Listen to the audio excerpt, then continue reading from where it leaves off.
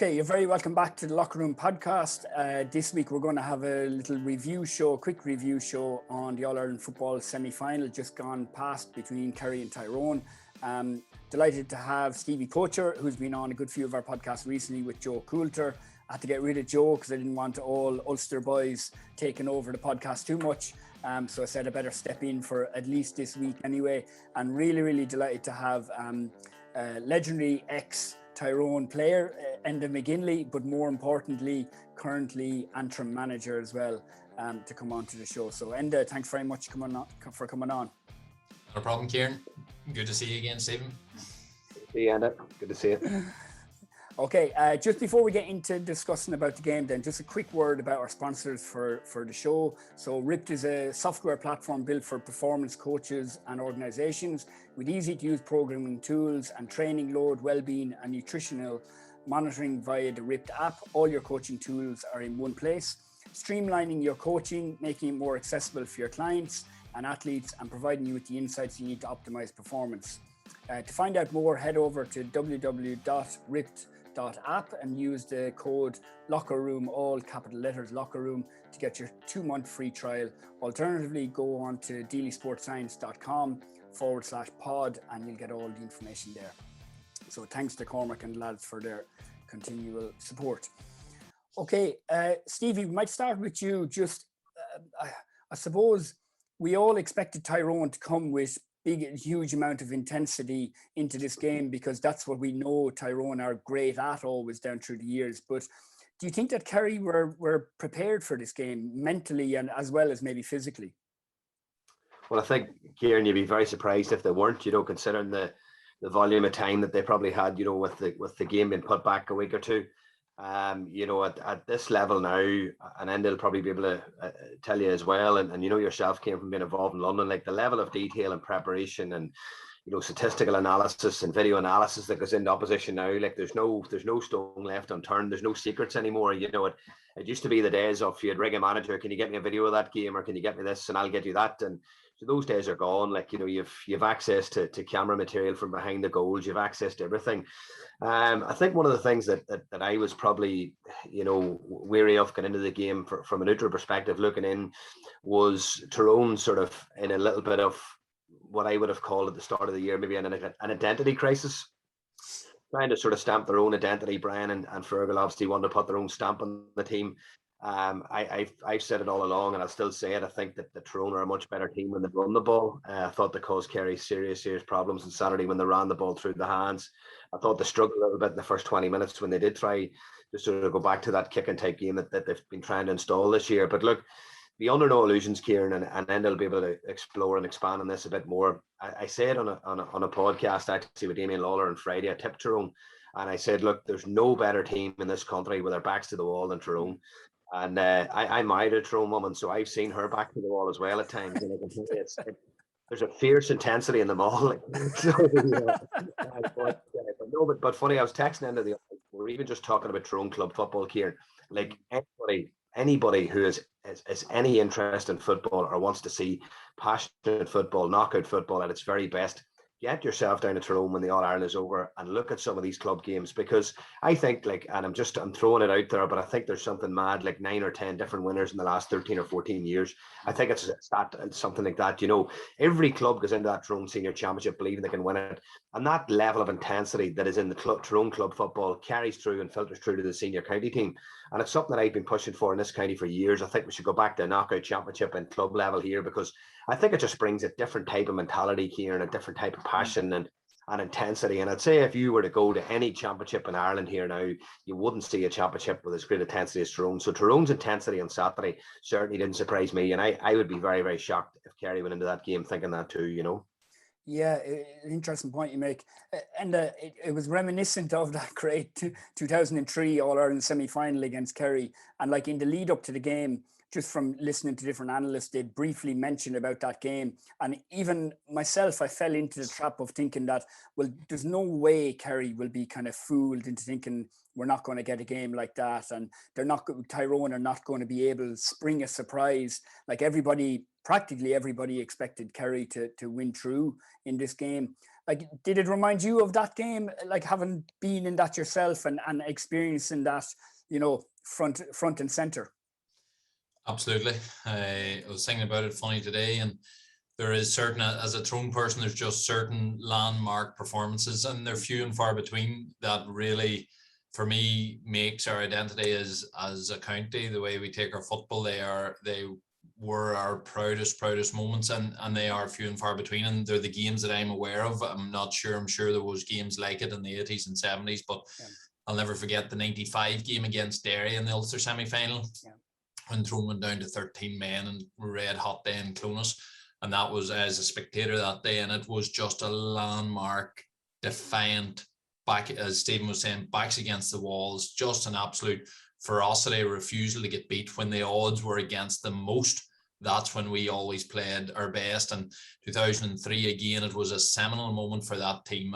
Like the feelings that I wouldn't have a fantastic memory of a lot of my games, probably because of the numerous head injuries, but the feelings within that dressing room, the feelings on that pitch for that Kerry game in 2003 were massive, and that was our coming of age moment as a team, without a shadow of doubt. And we knew it before the game, because Kerry were always up there. Kerry were the pinnacle, and still are the pinnacle within Tyrone mindset. Kerry are the team, the kings of football, and we grew up on stories about Kerry.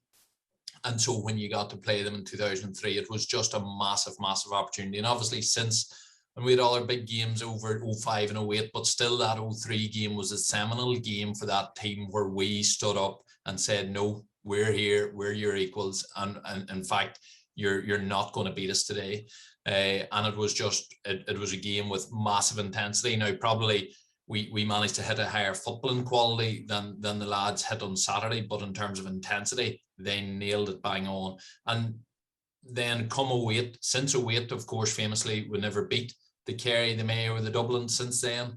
And so that team that has sort of come together after that Naughties team has disbanded, that team has had loads of good victories, but they've never had that moment. They've never had that really mark out moment that they stood up as a team where everybody, and I know I was in Croke Park, I was in the Cusack stand, and you talk about pride.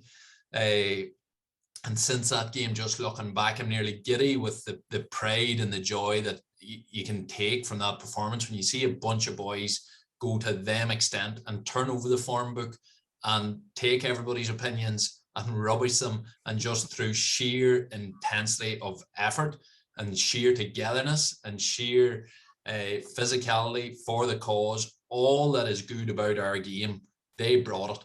The quality, there's kick out issues, there was some attacking issues, long ball issues weren't working as well as they were previously. We rode our luck at times, all them things. To be honest, I don't give a damn. The raw ingredients that you want to see in our game, which is about where we're from, it's about your own identity, it's about a bunch of boys going out together and giving it everything they've got.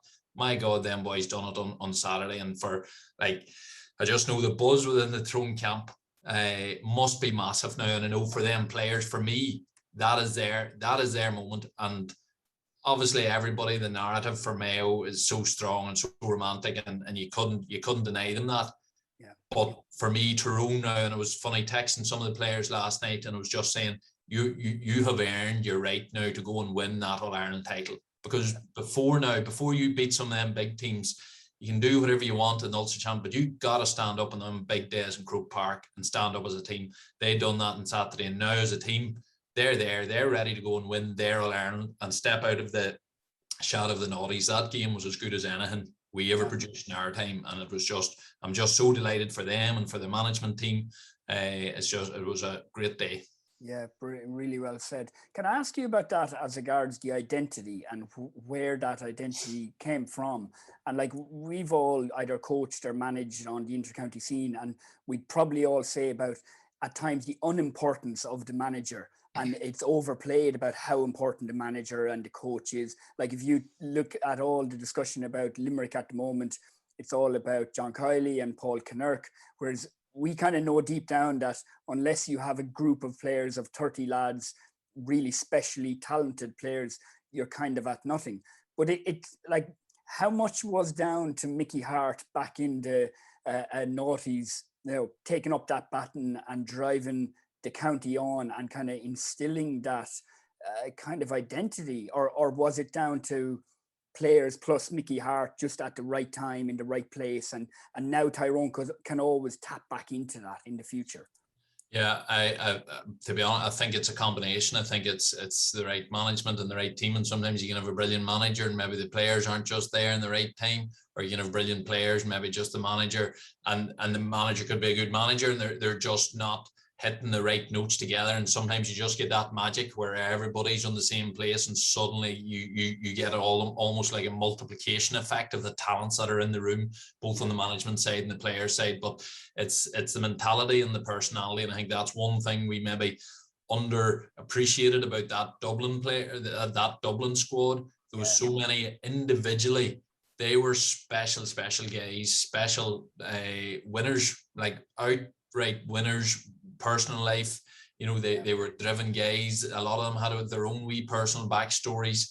I was reading Paul Flynn's again at the weekend, and again, such an amazing player. And yet when you read through his history, where he come from and his approach to the game, it was one of a real humble attitude, a real team first attitude, just trying to make the very best of himself and never having much ego about himself. And I think that's where Tyrone with Brian Dooher and Collie Holmes, particularly, I'll always remember Collie Holmes in our dressing room was such a strong voice, but he was the antithesis of anything ego driven. There was no ego. We thankfully, and we had a group of boys that were all quite similar like that, and that was a huge power of that Tyrone team in the noughties. And I think the Killarney defeat gave weaponized what would have been a core tenet of Fergal and Brian and the likes of Collie Holmes, their want to get that team back down to basics, to strip away a lot of the layers of rubbish that are layered around county team and what is supposedly necessary for elite performance. The most important thing is having a skillful player and then having a massive drive and intensity. You look at Limerick's All-Ireland, what's the most important there? The intensity that those players bring. What did Mayo beat Dublin with? Raw intensity. Yes, there's quality there. You have to have the quality. I'm not saying intensity wins out, but intensity is, for me, again, I use that word, the multiplier. Intensity is the thing that takes all your ingredients that you have and then makes them something special. And too often we talk about it has to be special nutrition, it has to be really intense sports science, it has to be sports psychology, it has to be systems of play, systems for kickouts, systems of defense, systems of attack, and we put layers and layers and layers and try to be the most intelligent players ever, but and then we lose the intensity. The top teams can bring both to the table, and that's when the real magic happens.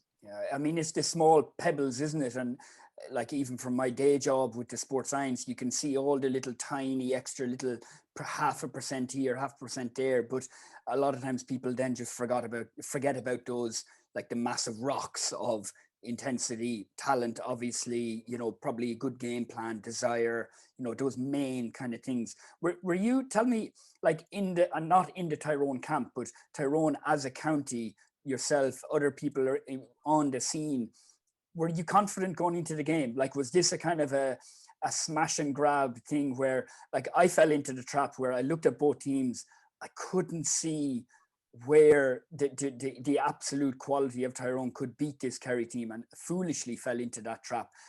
How were Tyrone people feeling coming into the game?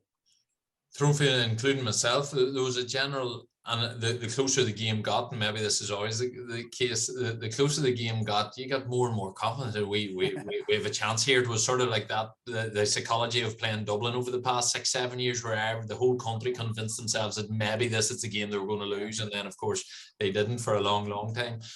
So initially when I seen the draw, you just thought, Kerry's so good. Like, no, Kerry's at a different level. But the biggest things that I seen from watching Tyrone over the games was the sheer quality and form is critical, because there's not a massive changeover of personnel between the two managements. that has happened. Sometimes you get a bigger change in personnel. You're largely dealing with the same group of players there, which is what most football people in Tyrone would have told you. Mickey did have the best team out there. But the form line, so the form of Hampshire, he's struggled with injuries for a number of years. He was back at his best. Ronan McNamee was really, really motoring well. Michael McKiernan looked more experienced. They brought in Michael O'Neill, who I really, really liked the look of at centre half back. Now they switched it a wee bit on Saturday, moved him to centre half forward, but he still actually, in essence, was coming back. I think he's been a superb find. They've moved Petey Hart to wing half back and just told him, be a really good wing half back. And he's stunning there and is so important now. So they've individually, defensively, it is brilliant. And we haven't really seen that for years from Tyrone because, of course, we've same as everybody else in the game, employing a type of blanket defense type approach. But as the defenders got more and more comfortable with it, then, and the other key thing that going back to a slightly more man-to-man type approach is it allows maybe what comes most natural to Tyrone, which is that real aggressive. It allows that energy and that intensity and that will to win and the want to compete directly with your opponent. It allows that to come out. Whereas when everybody's maybe standing off a wee bit in the more zonal defensive approach, it's very hard to apply that intensity because the whole thing is, no, you're shadowing them, you're getting round, you're filling the spaces, and you're inviting the opposition, and of course the opposition learn to stay out of contact. Whereas as the game has changed a wee bit more to more sort of matchups, and yes, there's somebody filtering back, but there's a lot of track runners, so there's a lot of individual. You look out on Croke Park on Saturday, and many times you just seen pairs all over the pitch, and that allows individual men to man up and take on individual battles. That suits the Tyrone psyche much better, and it allows that energy and that hunger to be applied much more readily. But I think the quality of the defensive display from what I had seen meant I felt we could actually hope to hold Kerry, and I felt we were now, and I knew Mickey had seen it too, we were coming with a better attacking force than we had for 10 years. So suddenly when you put them two together, you thought, okay, well actually that looks better. The feeling I had coming into the match was that it was going to be a high wire act. It was going to be all you needed was a slip up. All you needed was a 5-minute off period, and that Kerry forward line would hammer you. And on the day the Kerry forward line misfired, they got the goal chances, but they didn't take any. And that the underdog, and Tyrone were the underdog always needs the wee breaks to go for you, the wee chances to fall your way and not their way. And Tyrone did that. It wasn't that Tyrone were massively better than Kerry. They went from being massive underdogs to being their equal. And then they got their wee bits of luck, and they probably worked for me more intensely than Kerry, and maybe that gave them that wee bit of luck as well. Yeah, it's interesting what you say, Stevie. I'll come to you just in a second. Interesting what you say about how the game just naturally developing and changing nearly leads to kind of Tyrone being back on the top table now, really. And looking at that team, you kind of think, you know what, this team is going to be around now for a few years. It's not just going to be a one season wonder. And that psyche, the Tyrone psyche and the physical matchups probably suits Tyrone going forward now. Stevie, sorry. No, you're okay. I just wanted to come back on two things Enda had said there, and he struck a real chord with me on the intensity aspect of it. I thought that was a fantastic spiel, Enda, about the intensity and having that as the fundamental secret of success. I was down watching the child playing a game on Sunday morning, just down at Park Esther, and a parent was chatting to a parent about the match on Saturday. And he talked about all the variables at inter-county level. He was very interested to know what was going on and how you use GPS and how you do this and how you do that. As I said to him, this is the problem for years, that everyone on the outside looks at Dublin and they pick out all the sexy bits. So they look at the nice kickouts, they look at the basketball formations, they look at the way they put width in their attack. But they don't look at the fact that Dublin last year in the Leinster final against Meath were 19 points up and we're still tackling in packs, hunting like lions. Their tackle count is higher than any team in Ireland when they played football. And those sort of variables this year with Dublin probably just dropped a little bit. It just let the opposition get that little bit of a sniff to think, we've a chance here. And as Enda completely said, without the fundamental core work rate, you've absolutely nothing. And people go back to the successful teams here in other sports, your All Blacks, your Man United, your Barcelonas. my God, they talent, but my God, they worked harder than anyone. And I remember Alex Ferguson spiel one time. He says, "Look, he says we'll go to away grounds, and he says, and they'll match us for an hour." He says, "But if we match their work rate for an hour, eventually our talent will come through." You know, and it definitely is something that strikes a chord to me, because sometimes I think we can lose focus in all the little sexy things, and we don't look at the real core fundamental thing. But then I just want to pick up on one thing you said about Tyrone as well. On the matchups, like some of the discipline, like the discipline in Myler was absolutely phenomenal on Saturday. And I'm sure at the game you get to see, like I caught glimpses of it on the camera where he was like so disciplined, like the tag as runner. The same with Frank Burns. It was such a disciplined performance. But one thing I've always admired about Tyrone, Ciaran, and I want to go back to Enda here, 2008, everyone talked about the Twin Towers, Tommy Walsh and Donaghy, how they're going to defend against it. All of a sudden, Big Joe and Justy were thrown in a full back line, matched up on them. And what I've always admired about Tyrone, and I go back 15 years when I first started to get involved in development squads here within our own county, and then our own under 21s. And we had 3 fantastic games against Tyrone about 10 years ago. And I was lucky enough to be involved in them. And I looked at that Tyrone team, the likes of Niall Morgan and Donnelly and these guys, and they've all come through and they're all still playing. Unfortunately, we don't have the same numbers playing. But one thing that always struck a chord to me, and was the flexibility in Tyrone players. You know, their ability to be able to adapt to a new role. Like when Conor Myler won a Sigerson Cup with St Mary's under Paddy Talley, I would have said at that stage Conor Myler was one of the best young footballers in this country, like, without a shadow of a doubt. But yet he went in there on Saturday and performed a role to the letter of the law. Like, you know, and then you've got Rolls Royce footballers like McGeary and Petey Hart who can carry the ball. Like they're top class footballers. But one thing I'd always have admired about Tyrone is their flexibility, their ability to retain the ball quite comfortably, no matter where they are on the pitch. Like, but then you filter in those couple of players you mentioned as well, those dogs of war, the Hempseys, the McKiernans, and the McNamee. I thought McNamee on Saturday was immense. His attitude and his body language, and just even getting up and growling at people, like those small things just set the tone. Like, and it was, I'm telling you, I was fascinated with Saturday's performance, considering that they lost 35 kickouts out of 51 and still won the game, because the whole template that we're being told now, the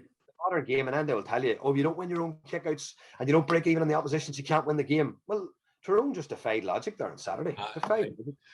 I was part of a pretty weak middle section Tyrone had back in the day, and like our kick out stats, we always, like, if we ever broke 50-50, it was remarkable. You know what I mean? We just weren't blessed with the really high fetching midfielders, and but the likes of myself, the likes of Dooher, the likes of Hub Hughes, Collie Holmes, Sean Cap, it was about battling for it. And we sort of knew as long as we break somewhere relatively even in there, we didn't have to win the majority of kickouts at all, well, that would give us a certain amount of possession. And then the bulk of the other thing, we would get it back off the opposition. We would hound them down, we'd tackle them all over the pitch, and we'd win it back. And then that would give us enough possession between the two of them, with more quality up front than most teams back then. And so we were happy enough, if you know what I mean. But I just laughed with everybody saying, like, geez, Tyrone lost the majority of the kickouts and they still won the game. And I'm saying, well, Dooher's definitely in charge now, because that's how we operated for a long number of years. And it's, I suppose, look, it's still not comfortable. You still want to be winning the majority of the kickouts, but, and I know we'll talk a wee bit about maybe the upcoming Mayo game later on, but again, I still think it goes back to there's actually very, very few ways that you win possession in football. You either win it from kickouts or you win it from turnovers. And those are actually your only two forms of winning possession, and then you have to go and do something with it. So yes, Tyrone lost out on the kickouts, but they won massively on the turnovers, and I think that was obviously the platform of success, because if you can win from a turnover, particularly with Tyrone's running strength, that sort of suits their game down to a T, then that works great. And I think they were right to put the kickouts long. Like, some of them kickouts are unlucky not to win a few more of them, if you know what I mean. And the odds can be very easily skewed by one or two here, one or two there. But because their tackling was bang on, they won so much of that ball back. And in effect, it was nearly more demoralising for Kerry to be having that possession and then coughing it up. Whereas if Tyrone were very dominant in the air, Kerry might have sat back more, and that might have actually negated some of Tyrone's running game a wee bit more, you know. So these variables, you can always split them two ways. But in terms of worrying too much about boss and kickouts, I know Brian from his playing days will be more than comfortable with the tackling count being more important than the kick out count. Definitely. And turnover thing, interesting, Ciaran. The turnover thing's very interesting. I had a conversation actually this morning with Marty Clark about Australia, and he was talking about the AFL. Marty, when it comes to analysing games, he's a real analytical thinker. He's just engrossed in coaching. He's a very intelligent guy as well. We've had him on before, Ciaran. Very, very deep thinker, very smart guy. You know, played the game, coaches the game the same way he plays it in a very intelligent manner. But he talked about his time in Australia and the breakdown of where opposition scores came from. So when they were doing the analysis on teams, the majority of scores came from turnovers. I think 75% of scores in AFL come from turnovers. And if you looked at Saturday's game as well with Tyrone, like 65% of Tyrone scores, I think, kind of came from turnovers, you know, and that's a huge, huge volume. And it's something that he touched about as well. And he's right about it. I wonder how many teams actually think about nearly defending the counter attack. So I wonder how many teams are actually thinking turnover's going to hurt us here. So if as we're attacking, you know, is there a team, is the next sort of, you know, tactical innovation in Gaelic where a team is nearly set up for actually the move breaking down, you know, and it's an interesting one because turnovers have now become so important. Like we were fascinated with kickouts, and this is where I think Kerry maybe on Saturday, boys, actually maybe just got too engrossed in chasing down every single kickout, and I felt by the end of the game that had an impact on their energy levels. There's unquestionably, because Tyrone were smart in that they choked up a lot of kickouts. Kerry got 25 from 25, but a lot of them were chipped to their cornerback.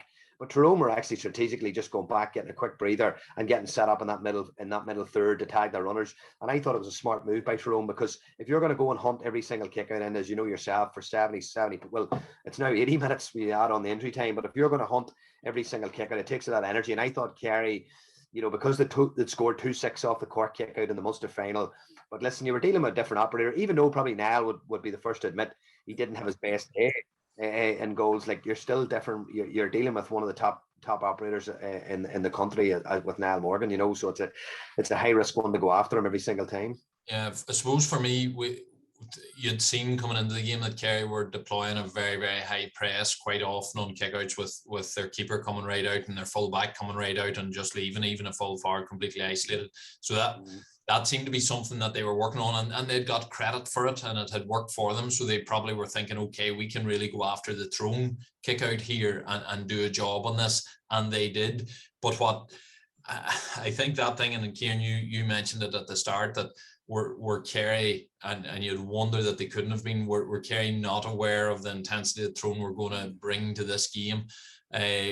And their forward play, like if they were, and you're probably right, Stephen, whenever you're saying about the energy it takes to really go on that high press and the risk factor it is, because you're standing there, if you're 45 yards out and you have nothing but 45 yard space behind you and a Tyrone man there on his own, there's a lot of nervous energy there when the kickout's coming out, because if this doesn't work, they've obviously got something planned for an emergency tail back. And so your body and your head sort of alert for that the whole time. But in terms of energy, then they were still very sort of fast and aggressive in their attacking style. And maybe they thought if they got enough ball to their forwards, well, they were bound to get enough scores. But they attacked.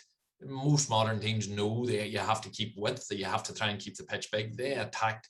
They rarely were using the width. They rarely had men in very wide positions. Like I was sitting in the Cusick stand, and at one stage, you could have literally in one quarter of the pitch. So if you divide the pitch into your four quarters, as in straight out from the black spot of the goals to midfield and across the far sideline and underneath the Hogan stand, the entire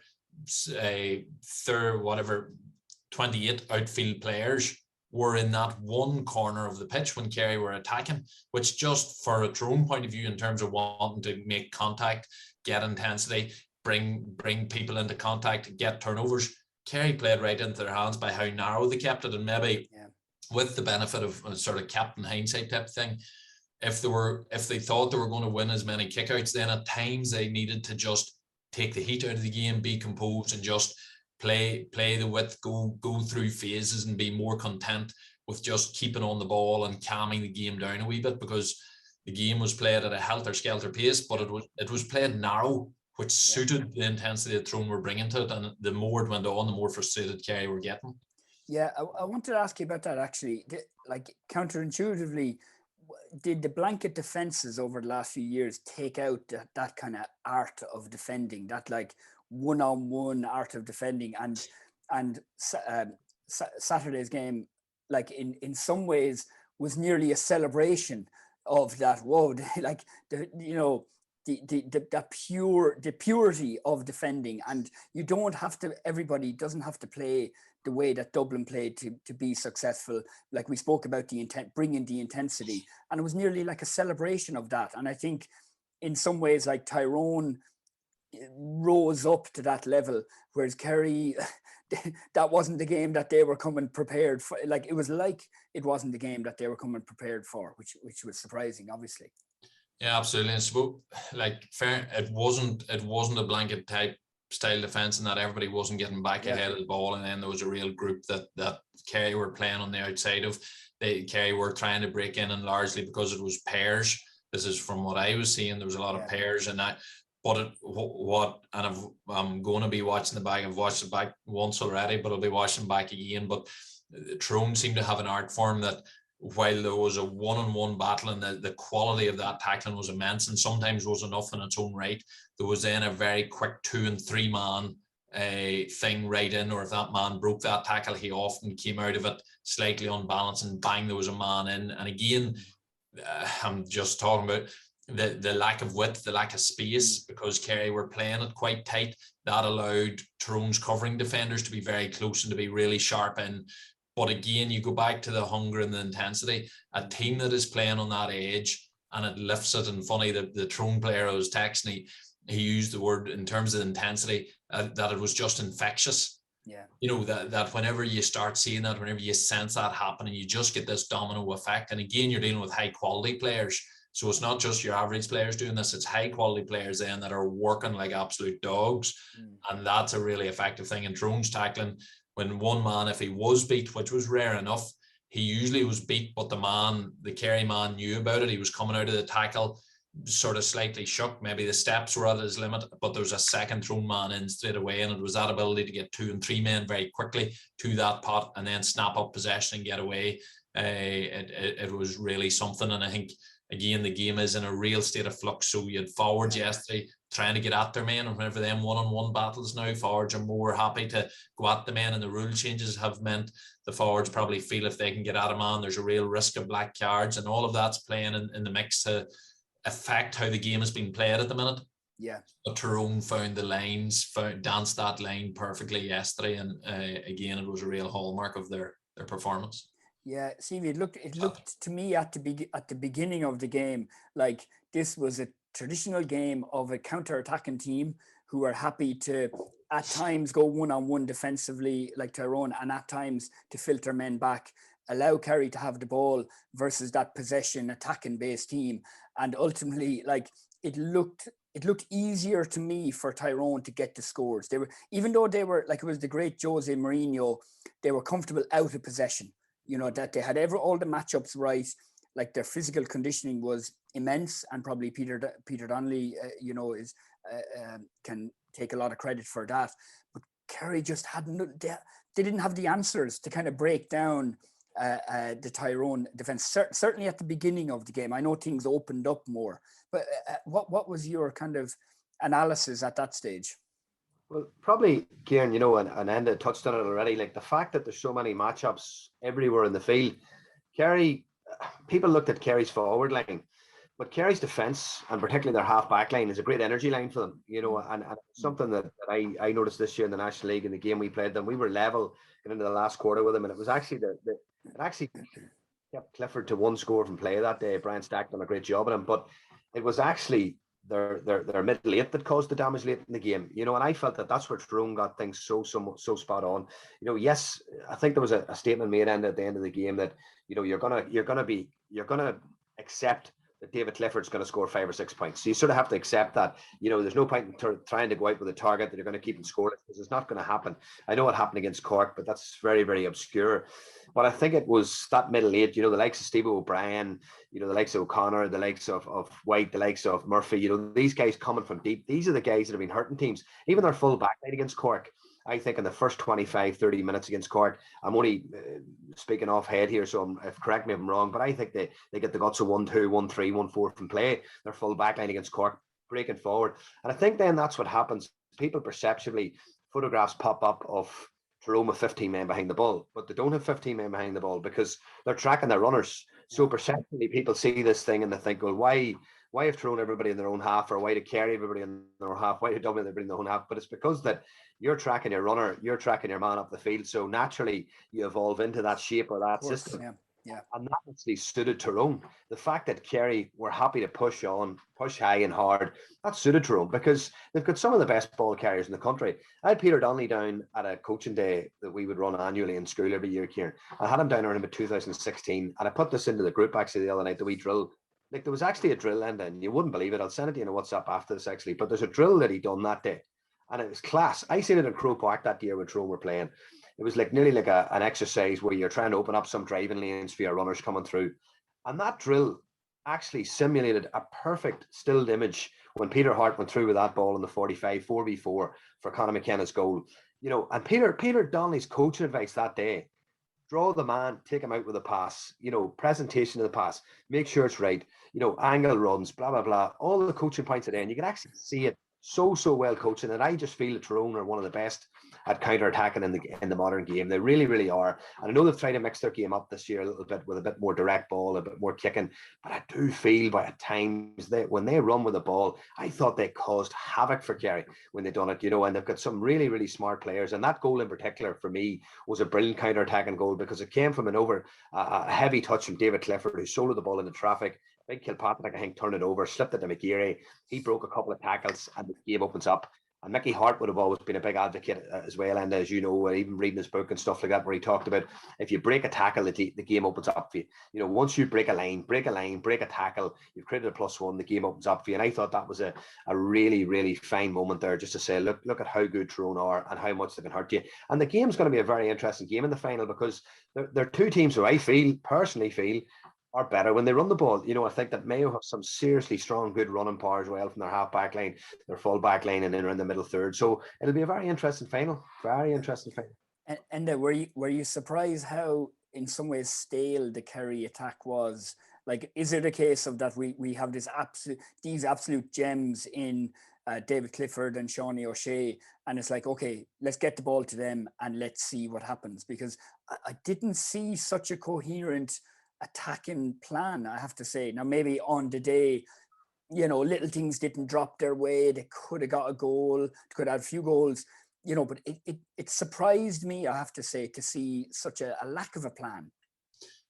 Yeah, I suppose I would say going back to the wit thing, I was surprised that they weren't able to adjust their play a wee bit and bring more width into it and be a wee bit more composed and try to take some of the heat out of Tyrone's defensive display. And if Tyrone were really chasing hard like that, if he kept really wide, you could imagine you could have sort of tired Tyrone out and sort of kept possession. And Kerry definitely have quality players to be able to hold possession like that, but they didn't seem to do that. They seemed to want to attack the whole time, and maybe that confidence or maybe overconfidence that they had from their amazing attacking displays earlier in the year, maybe that led them into a place where they were vulnerable and Tyrone made hay. I would absolutely agree with you. I think this is fine margins, and it's really, really important that we don't somehow think that Kerry were terrible. Kerry weren't terrible. Kerry could very easily have won that game. Yesterday, they did have goal chances. That a few things went against them. Clifford going off again had a massive say in it. Although you could question their conditioning as opposed to Tyrone's conditioning at that stage. But the Kerry forward line, for me, they are reliant on them two key men, but that's not an over surprise. Like most counties are reliant. If you've got standout talents, you tend to be reliant on them to a certain extent, particularly when your team is under the caution, really under fire. Them tend to be the go-to players to score, and if you've got such brilliant shooters, will then get them to the shooters. So like there's not a particular issue with that, but people have pointed out time and time again, I suppose, about the decision making, the real tendency to really try and get in at Tyrone and get in behind Tyrone when Tyrone were putting up such a defensive display. It probably should have been recognised that this isn't working and to be able to switch to a plan B. So that flexibility and ability to play a different plan and to recognise what's happening on the pitch and adjust it and have the experience to do that. But what gives you experience? Defeats. and playing against top opponents. Kerry have hockeyed everybody out the gate this year, bar Dublin. And they got caught last year against Cork. The knockout championship has meant that they haven't got as much experience. They are still a very young forward line there. Yeah. And so them lessons are hard learned. They learned a heavy lesson yesterday. I still would not be writing them off. I still think, and people are saying their defense is weak and their defense is very open. Some of their defensive displays was every bit as epic as the Tyrone ones, like Foley's display, Tom O'Sullivan's display were just immense. Paul Murphy, I thought, had a good game as well. Gavin White, so there's 4 very good performances in their defence. So people, again, there's so easy to have lazy analysis and say, oh, well, Kerry were relying on their forward line, their poorest defence, and blah, because of thrown 3 goals. But 2 of them thrown goals were somewhat fortuitous, with deflections going their way. But some of them Kerry defenders were their best performers on the day, along with the likes of Clifford. Yeah, I mean, it really, as you say, it really is fine margins, because even when I look at the conditioning of the players, like if you think back previous to this game, everybody was raving about the conditioning of the Kerry players and the great job Jason McGahan has done, as regards sports science and S&C in there. I mean, I would think maybe that kind of delay in the game or pushing it back a couple of weeks would have suited Tyrone, because I was thinking purely in a physical point of view, Tyrone probably had a couple of weeks of kind of downtime. They were, I'm sure they were training a little bit. It was very easy then to build, like progress up step by step, a kind of a 2 to 3 week period. Kerry were already up there, keeping it on ice, ready to play the game. And then it's like, okay, you're going to have to wait another 2 weeks. You're going to have to wait another week. And it's very hard. Sometimes you just lose that little bit of sharpness. And I mean, the players going down with cramp at the end, like that's it's a real sign of neuromuscular fatigue, and that you just lack that little bit of extra kind of match fitness. You can do all the runs and the tackling drills, but just that real hard edge match fitness. And, if David Clifford hadn't gone off just before full-time whistle, he may have been the one at the end of the game to swing over a point out of kind of nothing, and who knows how it happened. So it's again going back to the impact of that, say the Donegal and Monaghan games for Tyrone, which are just epic, and there's nothing like going into the final 10 minutes of them championship games. That's like you never reach them levels of fatigue on every system level, both mentally, physically, emotionally, and then apply the tension and force yourself to go for a ball and force yourself to make the decision, do it, take the tackle, do a lay a pass, do it, try to hit that pass, do it, not hit that pass, whenever your county's championship season is on the line against another Division 1 team that you cannot make a mistake against, and you're wrecked. You've had 70 minutes in the legs, you're in the 78th minute. There is nothing, and Kerry don't have that. Coming through Munster, if you're winning a game by 15 points going into the last 10 minutes, it's a very different environment for a player, and I think again, sometimes in Ulster we give out about that it's much tougher to come through Ulster, it's much harder on the teams, but ironically in the likes of the straight knockout phase that we're in at the minute, it's probably suiting us not too bad, and it does leave you better prepared for a epic clash as it was on Saturday. Yeah, absolutely. Just before I briefly ask you about the upcoming final, just a brief chat. Just to mention about our sponsors, RIPT again. So RIPT can help you simplify the creation and delivery of training programs, making it easier for you to provide everything your client and athlete needs at your fingertips, with training load, well-being, nutrition monitoring, so you can get the full picture of your client and athlete's performance. So just head over to ript.app and use the coupon code LOCKERROOM to get 3 months free trial. Just briefly then, Stevie, first of all, I'll come and ask you what kind of final we're going to have, and Enda, can Tyrone do it? Well, I think it's going to be, as I think Enda's used the word epic, so I love that word, but it is going to be an epic encounter. It's going to be an epic encounter. There's unquestionably, and I think, Ciaran, we're probably very quick to hone in on all the bad in Gaelic and some of the bad games that we see and things like that. But there's been some brilliant games as well over the last couple of years, some brilliant games. And it was great to see the crowds back in Croke Park at the weekend as well. I'm sure Enda being there would have exampled the atmosphere, much more closely at first hand. And the final again, hopefully 40,000 people in the final as well. You know, Mayo are craving this All Ireland. You know, craving it. Yeah. They're you know, they're mad to win it. But and it touched on a very, very vital chord there. This is a new Tyrone team. You know, I don't think there's an All Ireland in this team, Enda, if I'm right. I don't think there is. You know, possibly I could be no. So you know, this is a completely different generation. You know, and as he said, it's fine winning national leagues and winning you know, Ulster titles and things like that. But this is the one they all want.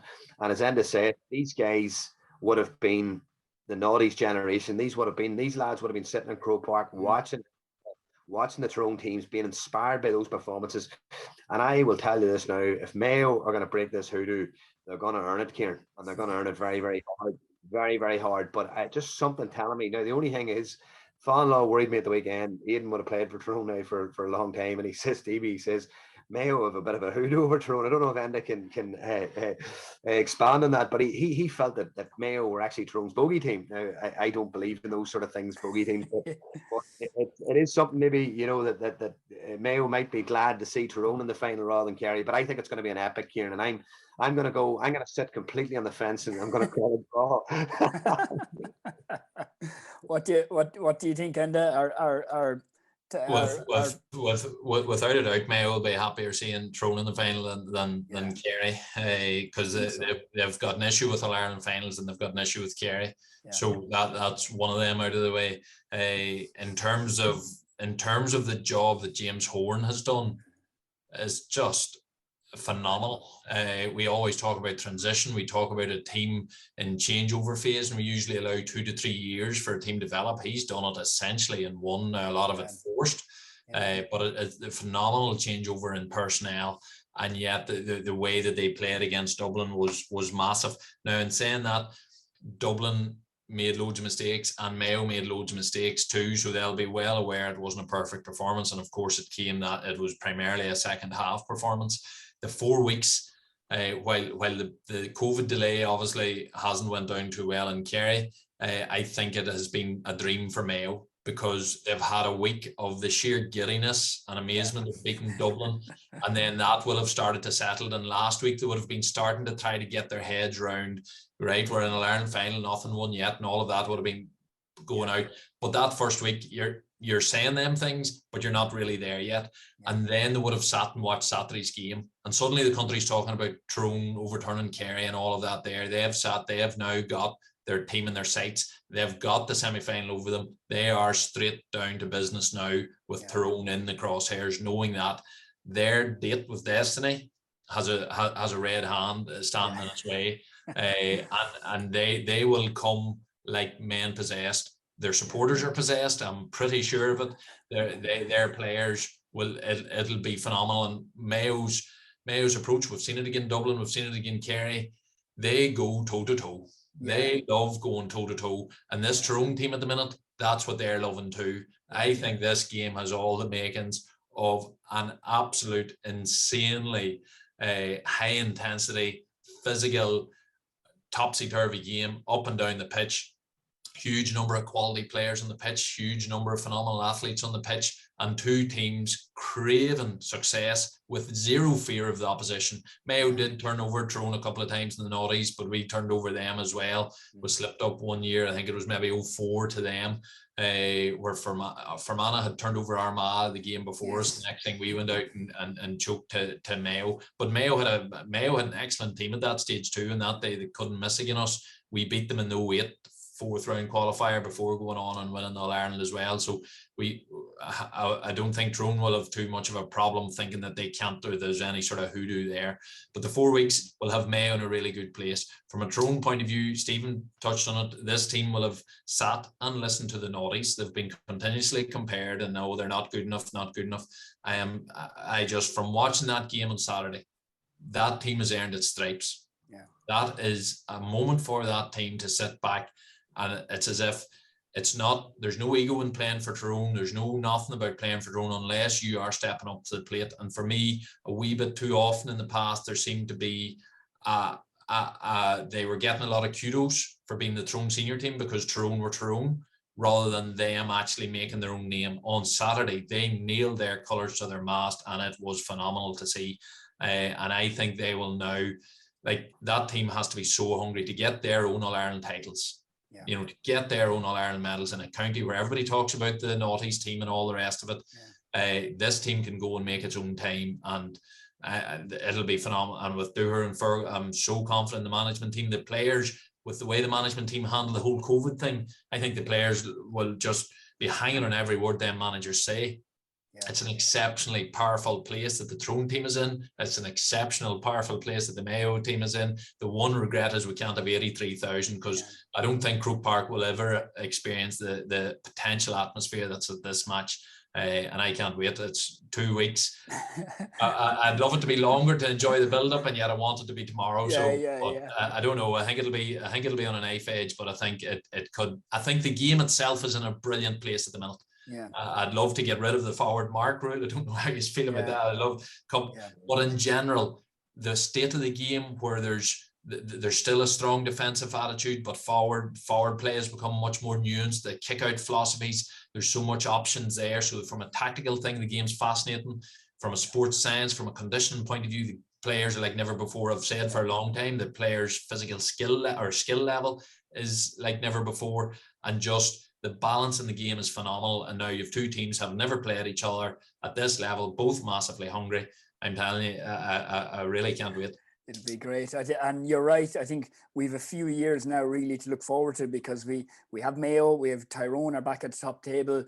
Dublin, I think, certainly have dropped a little bit. Kerry will obviously come back. Cork are coming slowly up from underage, and obviously you've got, you know, Monaghan and Donegal and the likes as well, and maybe even Meath making a kind of a comeback into it. So yeah, we've a few years to really look forward to. Lads, that was brilliant. Thanks very much, Stevie. Thanks for coming on as always.